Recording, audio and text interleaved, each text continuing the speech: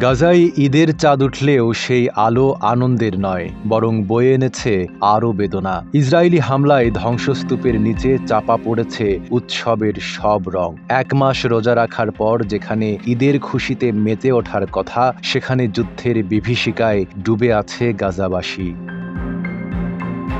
রোববার যখন বিশ্বজুড়ে মুসলিমরা ঈদের আনন্দ উদযাপন করছে, তখন গাজার আকাশে যুদ্ধ বিমানের গর্জন।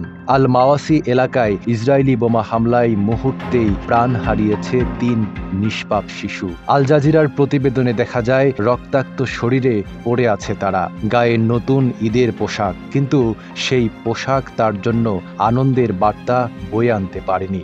দেশ জুড়ে তোলপাড় ওয়ালটন ফ্রিজ কিনে আপনিও হয়ে যেতে পারেন মিলেনিয়ার। এটাই একমাত্র ঘটনা নয়, পুরো গাজা আজ ধ্বংসস্তূপে পরিণত হয়েছে। গাজার স্বাস্থ্য মন্ত্রণালয়ের তথ্য মতে 18 মার্চ যুদ্ধবিরতি ভেঙে ইসরায়েল তীব্র হামলা শুরু করে, যেখানে নিহত হয়েছেন 920 জনের বেশি ফিলিস্তিনি, যাদের অধিকাংশই নারী ও শিশু। আল জাজিরার তথ্য অনুযায়ী এই হামলা আবাসিক এলাকা, হাসপাতাল ও শরণার্থী শিবির লক্ষ্য করে চালানো হচ্ছে। বিধ্বস্ত ভবনের নিচে চাপা পড়ে প্রাণ হারাচ্ছেন অসংখ্য মানুষ। একদিকে ইসরায়েলি আগ্রাসন, অন্যদিকে মানবিক সংকট। গাজার মানুষ আজ বন্দী এক দুঃস্বপ্নের বাস্তবতায়।